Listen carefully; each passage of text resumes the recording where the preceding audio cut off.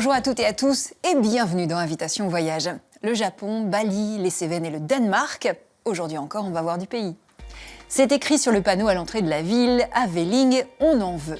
Velling, c'est un petit village de la campagne danoise. Mais qu'est-ce qu'on veut ici? C'est tout le mystère que la romancière Stine Pilgaard a tenté de percer. Une mission délicate dans un pays où les habitants parlent peu. Pour moi, mon roman traite avant tout du temps qui passe. L'histoire dure une année, traverse toutes les saisons, suit un groupe dans une école alternative. Ça parle d'un enfant qui grandit et enfin de notre capacité à trouver notre place quelque part.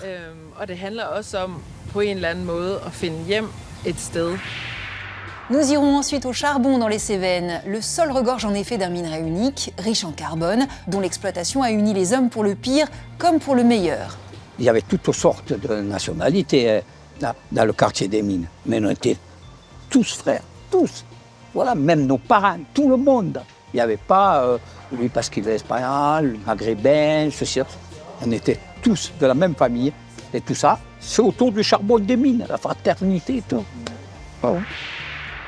Saviez-vous que l'une des spécialités de Kyoto, c'était l'aubergine, la kamonasu? On l'appelle la reine des aubergines. Elles sont plus rondes et plus grosses que les aubergines ordinaires. Et c'est avec ce type d'outil que je vérifie leur taille avant de les cueillir. Vous verrez l'infinité de recettes qu'on peut concocter avec. Enfin, l'humanité ne s'est pas faite en un jour, il n'y a pas que Darwin qui l'affirme. Le Britannique Alfred Wallace a fait tout un tas de découvertes à Bali qui le prouvent également, des découvertes considérées désormais comme incontournables. Mais d'abord, c'est le moment de la devinette qui s'intéresse aujourd'hui à un empereur d'Autriche, Charles Ier. Pourquoi a-t-il convoqué son fils aîné avant de mourir ? Nous sommes à Madère en novembre 1921. L'Empire d'Autriche s'est effondré à la fin de la Première Guerre mondiale et Charles Ier est contraint de s'exiler ici au milieu de l'Atlantique. Quelques mois plus tard, il va mourir et il insiste pour que son fils assiste à l'extrême-onction. Pour quelle raison ? Et tout de suite, je vous emmène au Danemark, à la campagne, dans la petite ville de Velling. On a de la chance parce qu'on connaît déjà quelqu'un sur place, la romancière Stine Pilgaard.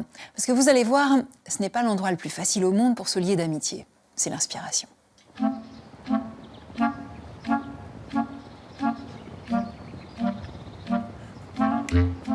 Cette terre inconnue, c'est le Jutland de l'Ouest, une péninsule danoise enclavée entre la mer du Nord et la Baltique.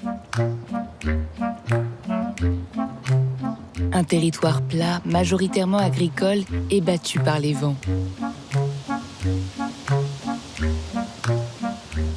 C'est ici que déménage l'héroïne du roman Les pays des phrases courtes. S'inspirant de son propre vécu, Stine Pilgaard suit les tribulations d'une jeune femme contrainte de suivre son mari, nouvellement nommé dans une højskole. Ces établissements communautaires spécifiques au Danemark, où chaque élève peut expérimenter, créer avant de se lancer dans le cursus universitaire.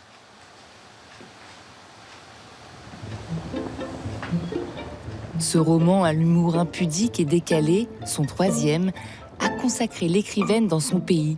Il a connu un énorme succès en 2020. Il a été traduit en 14 langues et adapté au cinéma en 2023.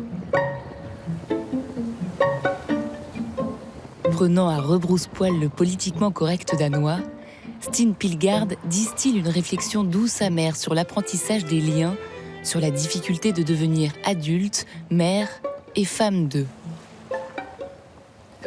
J'aime beaucoup la traduction française du titre de mon livre qui s'intitule « Le pays des phrases courtes ». C'était mon premier choix de titre aussi. Je l'aimais beaucoup car je le trouvais assez poétique. Ça m'a beaucoup embêté de dire au revoir à ce premier titre. J'ai fini par l'appeler « mètre par seconde » car au Danemark, nous mesurons la force du vent en mètres par seconde. Pour moi, mon roman traite avant tout du temps qui passe. L'histoire dure une année, traverse toutes les saisons, suit un groupe dans une école alternative. Ça parle d'un enfant qui grandit et enfin de notre capacité à trouver notre place quelque part.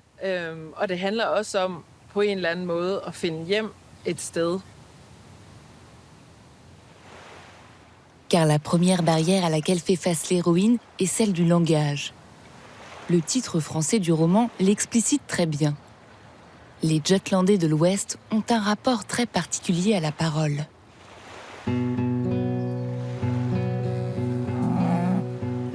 À Velling, la plupart travaillent avec le vent, la terre ou les animaux.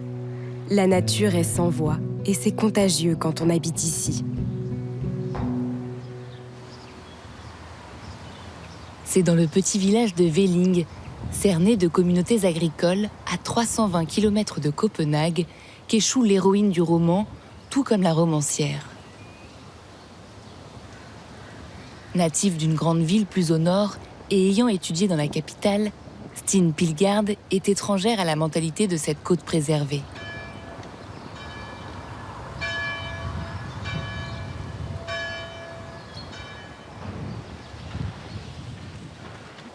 Tout comme Viviane Lindbjerg, la pasteur de Velling qui n'a pas grandi ici, elle découvre alors une population singulière.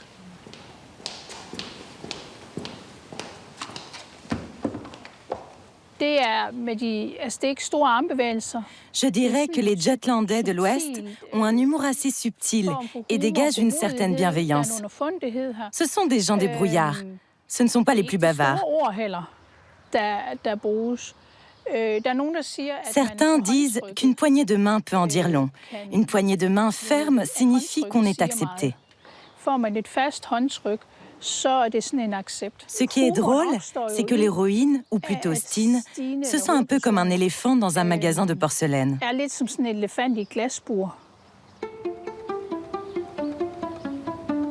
Velling a beau être petit, c'est un village qui en veut, comme le signale l'énigmatique slogan inscrit sur le panneau.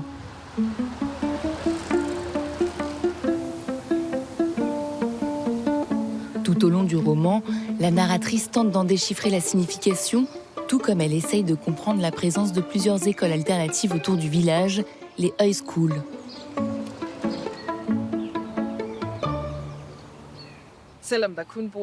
Bien qu'il y ait uniquement 270 habitants, il y a quand même 3 écoles alternatives, ce qui fait que la ville est constamment en mouvement.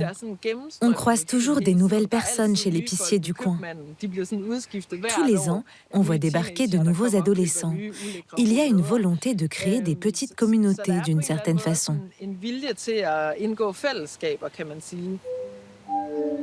Malgré tout, l'héroïne, elle, a du mal à s'intégrer. Parce qu'elle n'a atterri ici que pour suivre son mari, mais aussi parce qu'elle a une manie, celle de tout questionner. C'est une phase que toutes les pièces rapportées doivent traverser, dit-elle en me tenant un biscuit un peu moisi.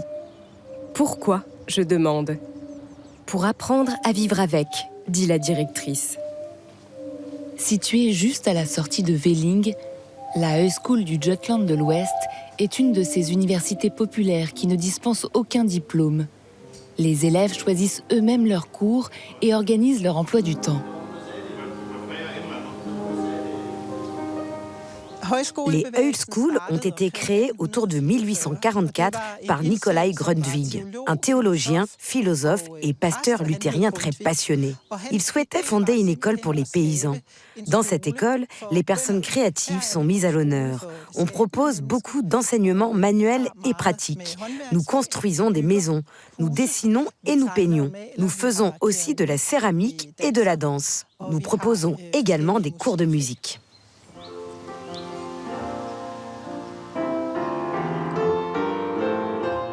Les chants sont dans la Højskole un élément de cohésion, créant une sorte de fraternité obligatoire. Depuis le 19e siècle, on les compile dans un livre.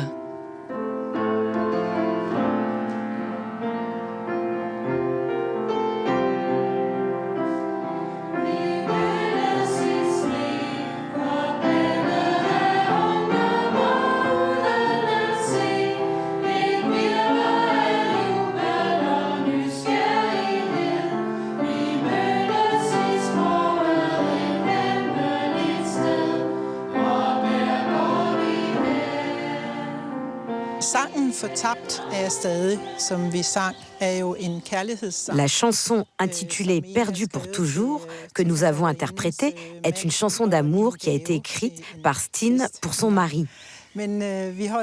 C'était un cadeau qu'elle lui a offert à l'occasion d'une fête. Nous aimons beaucoup chanter cette chanson, car l'atmosphère qui se dégage de la mélodie est particulière. Elle parle d'amour qui dure, mais aussi de la circularité de la vie. La dernière ligne d'un couplet est aussi la première ligne du couplet suivant.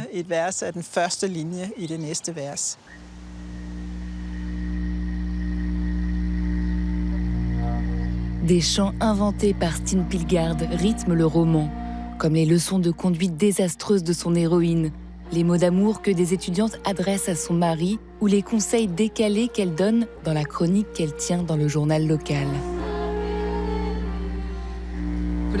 J'avais la trentaine à cette époque et j'ai réalisé que c'était très rare de se faire de nouveaux amis à l'âge adulte. On n'y pense pas forcément au quotidien quand on a vécu au même endroit toute sa vie, mais ça devient absolument nécessaire quand on emménage dans une nouvelle ville. L'amitié, c'est comme la cerise sur le gâteau dans notre vie. Ça l'embellit, ça égaye le quotidien.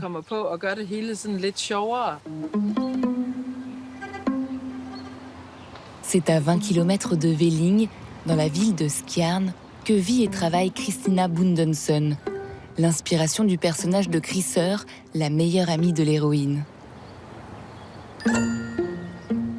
Tout comme son double romanesque, elle est directrice de l'hôtel que Steen Pilgaard décrit à sa façon. L'édifice principal est un mélange de jaune pâle et de beige délavé, alors que les ailes sont simples, modernes, et pourrait abriter des bureaux administratifs avec des fonctionnaires stressés. La confusion des styles est totale, et j'imagine que ce pourrait être l'œuvre d'un architecte ivre dont le successeur aurait été tout aussi ivre, mais avec d'autres idées. Les deux femmes se lient d'amitié lors de longues discussions en pleine nature, comme ici, juste à 5 minutes du centre-ville. Elles viennent d'accoucher, nagent dans le lait, les couches et les nuits sans sommeil. Une chose qui est très belle dans le livre, c'est cette amitié naissante entre l'héroïne et Krisser.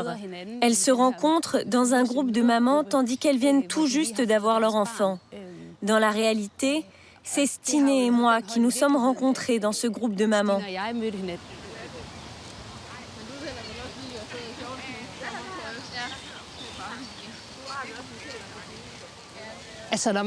Lorsqu'on a son premier enfant, on a tellement envie de bien faire, on se sent très vulnérable.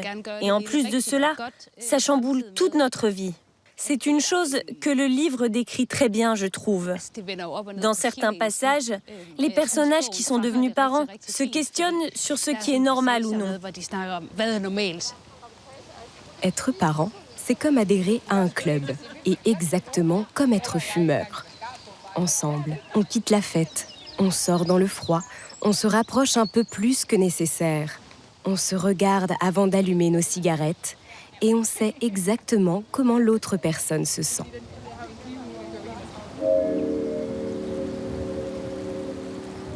Dans ce Jutland de l'Ouest, où la femme du professeur parle trop, commet gaffe sur gaffe à l'épicerie ou à la crèche, la nature pourtant rude devient une sorte de refuge.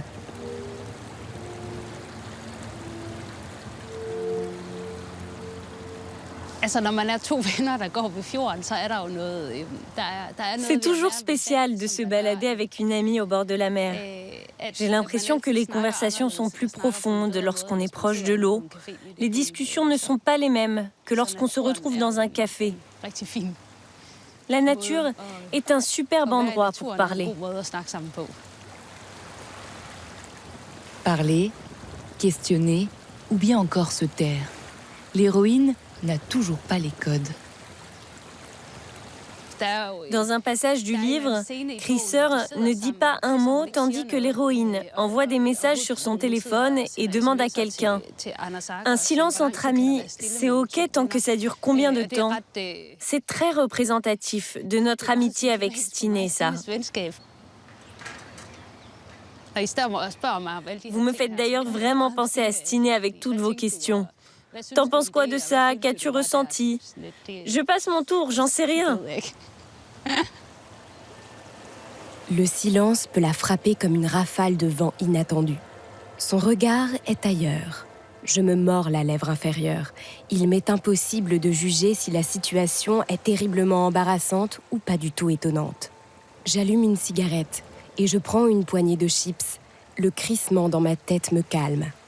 On n'a pas besoin de toujours parler, je pense. C'est très agréable et relaxant d'être assise avec une amie à regarder le fjord. Je pense que pour elle, il s'agissait juste de profiter d'un coucher de soleil avec une amie. Alors que moi, je n'arrivais pas à me détendre dans cette situation. C'est une des choses que j'ai dû apprendre en vivant à l'ouest du Jutland. C'est possible de se comprendre, de se sentir, sans passer par le langage.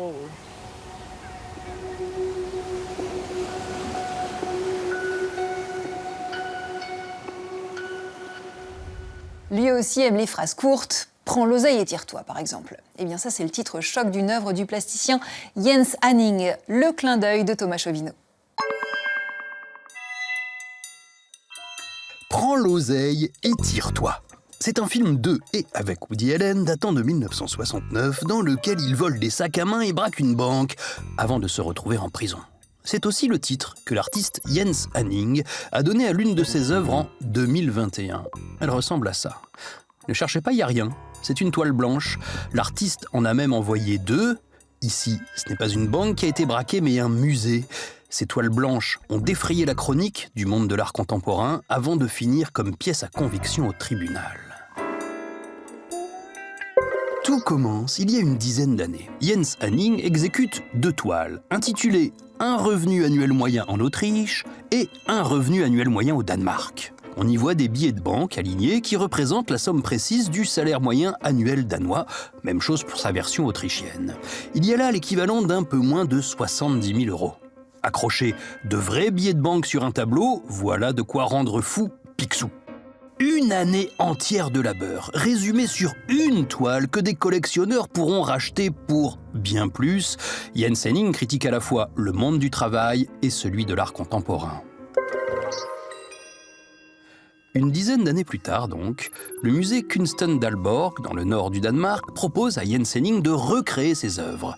Le musée lui fait donc parvenir les billets de banque nécessaires, des vrais billets, mais quelques jours avant l'accrochage, le musée reçoit 2 toiles vierges, sans les billets, intitulées « Take the money and run », « Prends l'oseille et tire-toi ». Cette fois, ce sont ses conditions salariales qu'il entend dénoncer, environ 5 000 € une œuvre d'art qui en vaut 70 000, un argument que le tribunal danois n'a pas entendu. En septembre 2023, la justice danoise a condamné l'artiste à rendre l'argent au musée. Prends l'oseille et tire-toi, mais à la fin, il faudra quand même que tu le rendes. On part dans les Cévennes à présent. Alors non pas façon Stevenson avec son âne, non, nous on va zioter ce qu'il se passe sous terre. Pour ça, on a rendez-vous au Mont Ricato, c'est ici que démarre notre héritage. Alès, capitale des Cévennes, brûle d'un feu intérieur, comme un volcan. Son crassier, dit de Ricato, partiellement composé de charbon, reflète la riche histoire minière de la région. Un paysage chargé d'émotions pour chacun des 100 000 habitants, dont tous, ou presque, sont reliés à la mine par au moins un parent.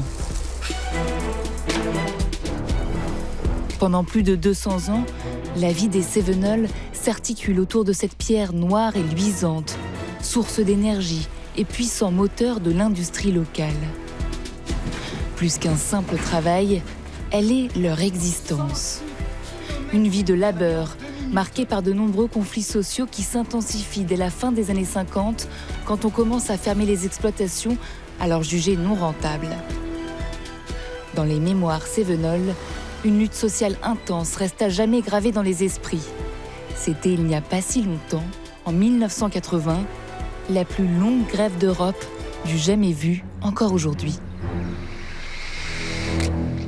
Durant 13 mois, manifestations et actions diverses vont se succéder à Alès et dans toutes les villes de la région pour obtenir que la décision de fermeture du bassin de la Drecht soit annulée. Francis Iferney, 86 ans, a été l'un des leaders syndicaux emblématiques durant l'épique combat de la Drecht, symbole de l'identité rebelle des Cévennes. Le bassin cévenol, je crois que c'est quand même important. La lutte et la résistance. Et les conquêtes.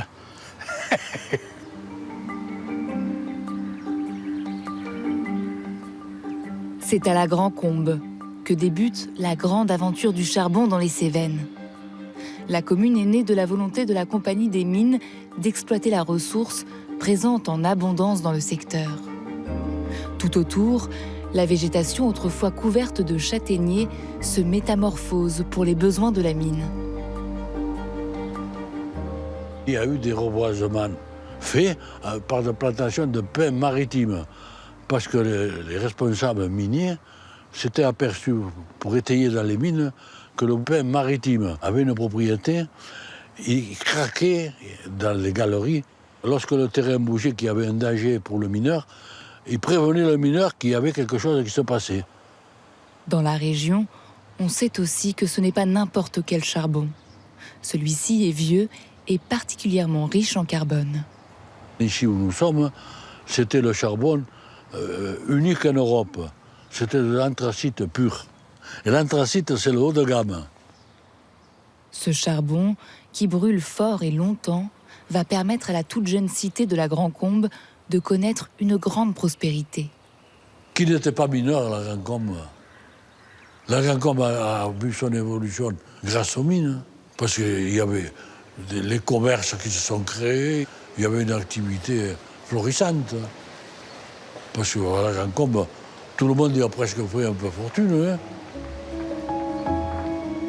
Témoin de cette époque, la maison du mineur est créée sur un ancien site d'extraction du charbon, l'un des plus importants de la région, le Puy Ricard, datant de 1835, aujourd'hui classé monument historique. Dans la salle des pendus, 1800 paniers recouvraient la totalité du bâtiment. Ici, les effets des mineurs étaient suspendus au plafond. Et là, il y avait les douches où on se lavait. Le moment du lavage, c'était la queue un derrière l'autre, chacun se lavait le dos. Je crois que c'est des bons souvenirs dans ma vie. Et je pense que la classe ouvrière des mineurs était fière d'eux. Tous les jours, des centaines de mineurs se croisent dans une certaine effervescence. Quand certains quittent la mine, d'autres se préparent à rejoindre les entrailles de la terre.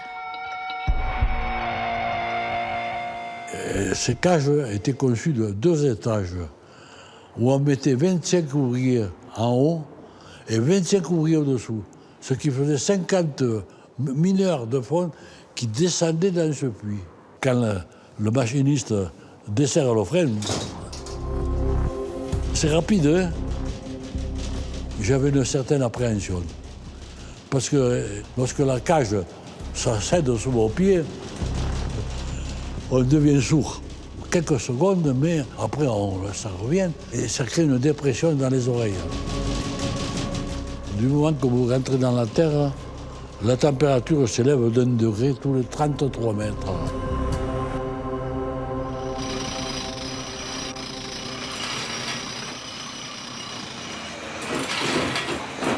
Je ne compare pas ça à la vie de bagnard, mais être au fond de la mine 8 heures de temps, sans lumière, avec de l'air plus ou moins propre, avec des fois une chaleur. Parce qu'à Ricard, les mineurs, ils travaillaient nus. Hein. Au fond de la mine, l'humidité dépasse les 90%. Certains passent plus d'1 tiers de leur existence sous terre. Le travail du mineur de fond est l'un des plus inhumains. Alors petit à petit, les compensations se multiplient. On avait le charbon gratuit, on avait le docteur gratuit, on avait le logement gratuit. Alors c'était des avantages non négligeables.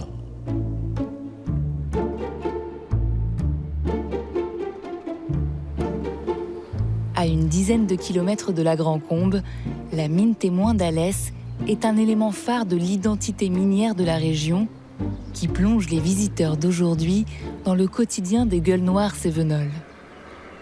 En 1945, on ouvre ici un centre pratique pour les futurs mineurs en creusant une galerie qui sert à simuler le travail en milieu réel. Là, on était au taf, au charbon.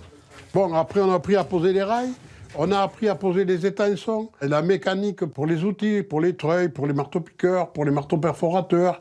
Et en même temps, même si on était apprenti, eh ben, on suivait les revendications qui étaient de la CGT. Je savais qu'il fallait s'organiser pour pouvoir se défendre, pour pouvoir acquérir des droits nouveaux. Grâce à l'action conjuguée des syndicats et d'un médecin des mines de la région, on reconnaît enfin, en 1946, la silicose comme maladie professionnelle. Cette affection pulmonaire grave fait de nombreuses victimes dans le bassin des Cévennes, réputé comme un des plus silicotiques de France. On s'est battu pour la protection et la reconnaissance de cette maladie. Mais la direction, elle, faisait en sorte que, quand on passait les visites médicales, elle disait « bon, mais non, vous n'avez rien ». Mais après, on s'est aperçu qu'on avait des séquelles. Donc, c'est tout ça, la vie d'un mineur. L'évolution du métier de mineur et l'évolution de la politique en France qui se menait, c'était faire en sorte que on fasse plus de production avec des salaires rabougris, quoi. C'est en permanence qu'on arrivait à imposer certaines choses. Alors, on ne gagnait pas tout, mais on faisait reculer sur un certain nombre de choses. À l'avant-garde des combats sociaux, les mineurs cévenols affichent haut et fort leur solidarité, une valeur née au fond de la mine. On a toujours pensé qu'il ne fallait jamais laisser le collègue en danger. C'est ça dans la tête des mineurs. Même si on n'était pas d'accord pour des idées politiques ou autres, on était tous au même niveau, on était tous noirs. L'exploitation charbonnière entraîne un formidable brassage de population. Espagnols d'abord, puis italiens, polonais, tchèques et enfin maghrébins. Tous se retrouvent au Prolé, lieu mythique des luttes ouvrières et QG du Parti communiste à Alès. Hassen et Jamal sont tous deux fils de mineurs. Originaires de Kabylie, ils ont grandi dans le quartier minier de la Royale. Il y avait toutes sortes de nationalités dans le quartier des mines. Mais on était tous frères, tous. Voilà, même nos parents, tout le monde. Il n'y avait pas lui parce qu'il est espagnol, le maghrébin, ceci. On était tous de la même famille. Et tout ça, c'est autour du charbon des mines, la fraternité et tout. Oh. L'été, le long du Gardon, les jeunes garçons ramassent la boue de charbon accumulée à la retenue d'eau du Moulin Neuf. À eux trois, ils forment une petite industrie de fabrication de mottes de charbon qu'ils revendent directement aux habitants. Ça ne nous rajeunit pas tout ça, hein? Ça, c'était 1969. Et tu te rappelles les dernières mottes qu'on a fait, à combien on les a vendues? Je pense entre 12 et 13. Exact, ouais. 13 centimes. On vivait dans une rue, nous, la Royale, qui traversait le quartier. Et notre monde était limité. Nous, le terrain de sport, de foot et le Gardon et la cour publique, c'était notre horizon. Et on attendait impatiemment la saison, la fin de l'école, pour aller dans le Gardon et essayer de gagner 4 sous. L'eau du lavage du charbon était déversée dans le Gardon. Ça se déposait, on en profitait, nous, et on allait racler. Là. On était les paysans du Gardon, quoi. Hein. On a été les derniers à faire les mottes. On avait un moule en cuivre et on remplissait, on faisait notre briquette. On en faisait une centaine par jour. Ouais. Et après, on allait les livrer chez les gens. On voulait discuter les prix, mais c'était très dur. Les cévenols, on ne lâche pas comme ça. Et c'est vrai qu'on ne gagnait pas des 100 et des 1000. Hein.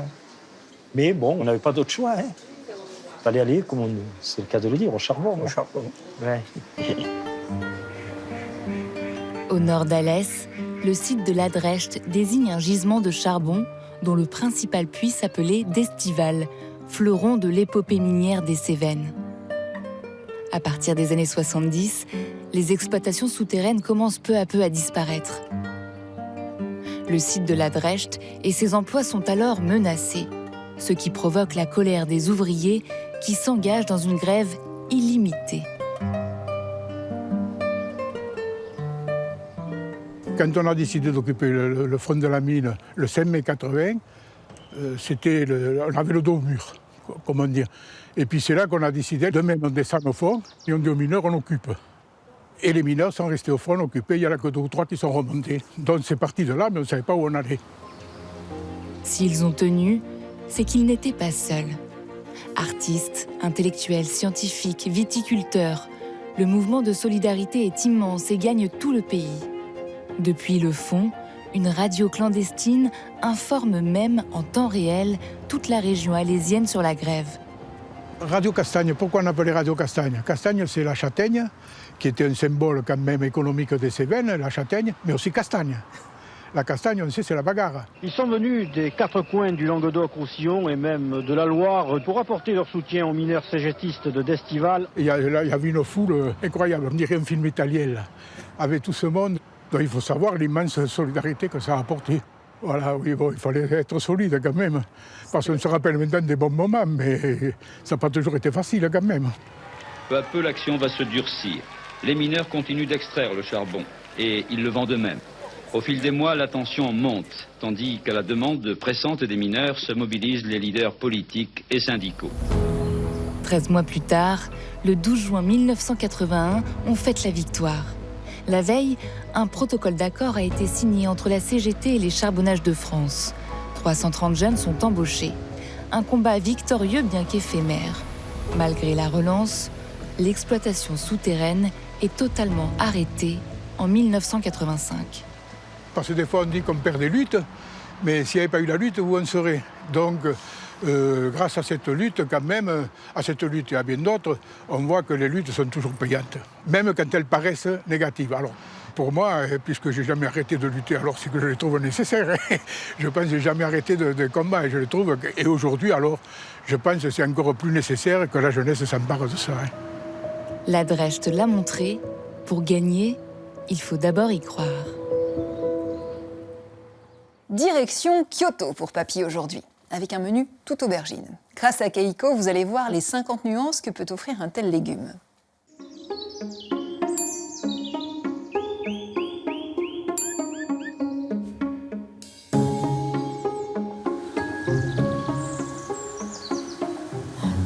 Bonjour à tous, je m'appelle Keiko Morita, de la ferme Morita.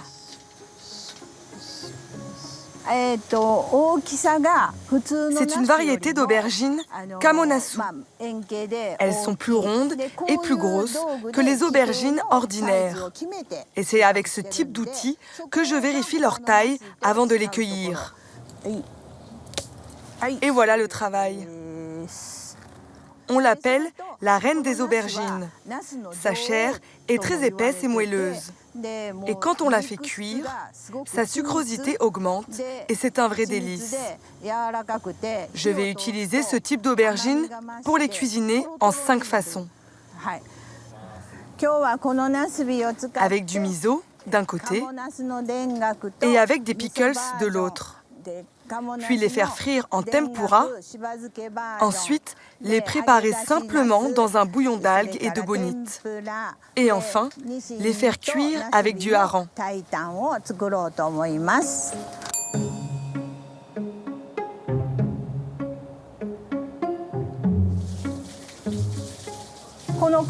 Tout d'abord, il faut laver ces aubergines, puis les couper. Je les ferai frire ensuite. Voilà pour la première étape. Pour la préparation au miso, il faut les couper simplement en 2. Vous voyez? On dirait des cœurs. Ça va ressortir avec la friture. J'adore l'aubergine parce que ça me rappelle que l'été est arrivé. C'est vraiment un légume de saison. C'est bon pour la santé et ça m'évoque l'été. Maintenant, il nous faut les couper un peu différemment. C'est pour les aubergines au bouillon et celles avec le hareng. Si vous les coupez trop finement, vous perdrez tout le croquant du légume.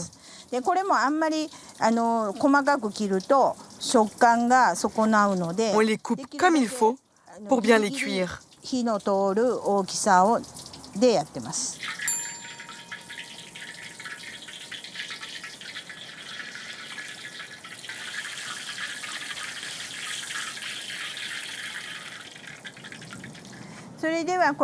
Je vais commencer par le plat mijoté, les aubergines avec le hareng. Il nous faut de l'eau, du bouillon de soja, du mirin et du hareng cuit. Environ 30 centilitres d'eau et 30 centilitres de bouillon de soja. Du mirin, 2 grosses cuillères à soupe. Oui, c'est bon. Je vais utiliser les aubergines que je viens de faire frire. Il faut les plonger dedans. Puis on les cuit avec le poisson, le temps qu'elles s'imprègnent bien. Maintenant, sur ces aubergines-là, je vais mettre une couche de miso blanc et une couche de miso rouge.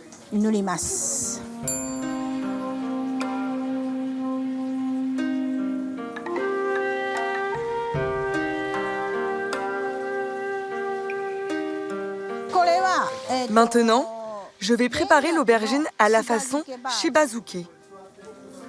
Ce sont comme des petits pickles. On a fait mariner et fermenter ensemble du concombre, de l'aubergine, du shiso rouge et du sel. Je les mélange avec l'aubergine frite. Voilà pour la version shibazuke. Et pour la pâte à tempura, quelle consistance? C'est comme de la pâte à crêpes? Non, c'est un peu plus liquide.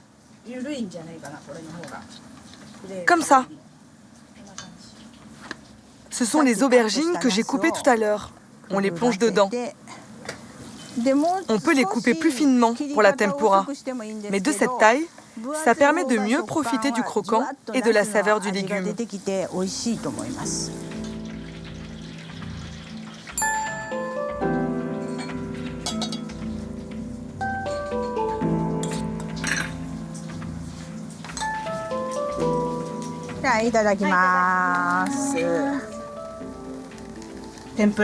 Les tempuras sont très bons. Le côté juteux de l'aubergine ressort bien. Mais tout est bon, vraiment. 20 sur 20. Si je vous dis théorie de l'évolution, vous pensez à Darwin, j'imagine, mais un autre scientifique, beaucoup plus discret, a fait des découvertes tout aussi incontournables à Bali.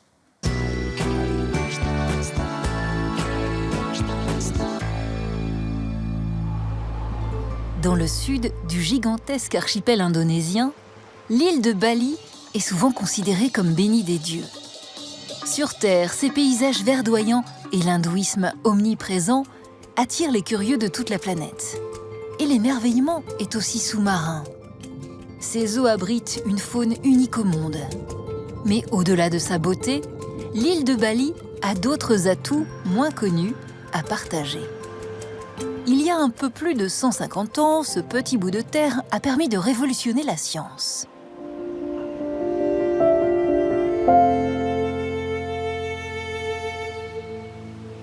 Lawrence Blair, anthropologue et cinéaste britannique installé depuis près de 40 ans en Indonésie, nous raconte les coulisses de cette découverte majeure.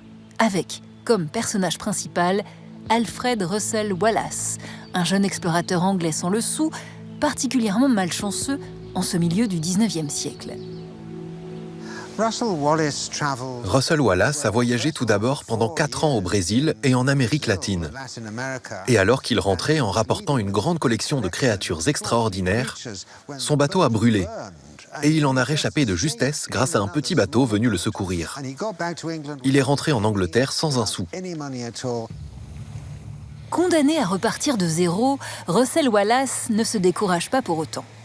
Il est bien décidé à se faire une place dans le monde scientifique. Reste à trouver la bonne destination. Il a regardé une grande carte et il s'est dit quel est l'endroit le moins exploré de la planète? L'Indonésie? Elle était complètement inexplorée à l'époque. En 1854, après 6 semaines de voyage, il arrive à Singapour, porte d'entrée de son nouveau terrain d'exploration. Il est donc venu ici et a voyagé en grande partie seul à travers ces îles pendant 8 ans, collectant ce qui s'est avéré être 125 000 spécimens différents de la faune, dont 17 célèbres orang-outans. Beaucoup de ces créatures étaient absolument inconnues de la science. 212 espèces d'oiseaux. Chose étonnante, 200 espèces de fourmis. Et 900 espèces, pas des sous-espèces, mais des espèces de coléoptères, ce qui était sa grande spécialité. En étudiant toutes ces créatures, Alfred Russel Wallace acquiert peu à peu une certitude, révolutionnaire à l'époque. Les espèces ne sont pas figées, elles évoluent avec le temps et l'environnement. Il publie ses travaux avant un autre savant qui sera beaucoup plus célèbre. Darwin travaillait sur ce sujet en secret depuis des années. Mais il avait dit « Je ne veux pas que mes travaux soient publiés avant ma mort ». Il savait que le fait de suggérer que l'homme n'avait pas été créé en un jour allait lui causer des problèmes avec les autorités. Péché encore plus grave, il suggérait également que l'humanité n'avait pas été créée en un jour, mais que les humains étaient probablement le résultat de l'évolution de singes et d'autres espèces de ce genre. C'était une pensée très révolutionnaire. Alors que c'est l'article de Wallace qui a été le premier véritable exposé écrit sur le sujet, on a appelé cela la théorie darwinienne de l'évolution. Invisibilisé, Russel Wallace poursuit malgré tout son exploration minutieuse de l'Indonésie. En escale à Bali, sa curiosité est piquée par l'île voisine, Lombok, et il décide de prendre la mer. La traversée est houleuse, comme souvent dans ce détroit, selon Mangku Manjiwa, un prêtre hindou balinais. Nous sommes entre Bali et Lombok.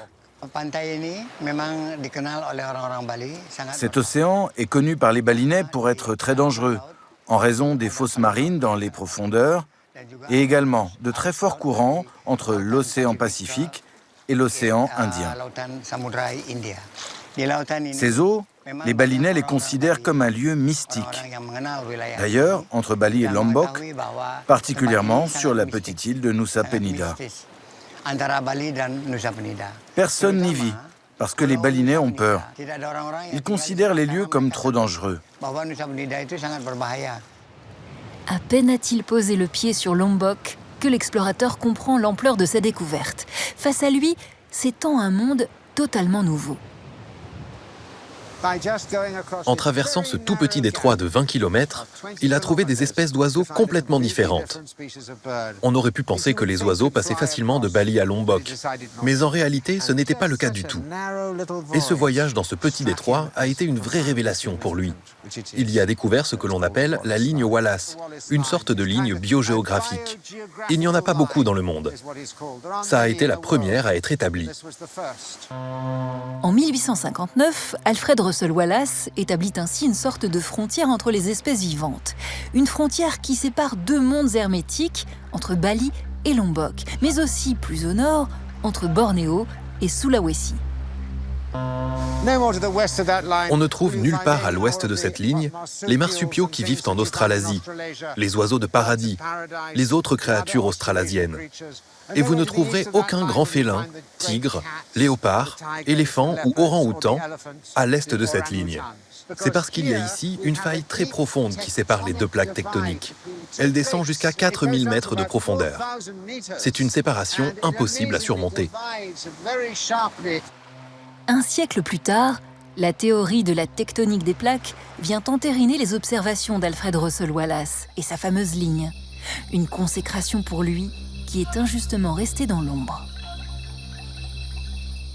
En début d'émission, vous vous souvenez, je vous demandais pourquoi Charles Ier d'Autriche avait convoqué son fils aîné avant de mourir. Eh bien, c'était pour lui montrer comment meurt un souverain. En fait, il veut montrer à celui qui est censé lui succéder que la vie est courte, mais que l'Empire ne meurt jamais. Malheureusement pour lui, l'Empire d'Autriche ne renaîtra jamais de ses cendres et son fils aîné ne montera jamais sur le trône. Il ne me reste plus qu'à vous dire, bis bald.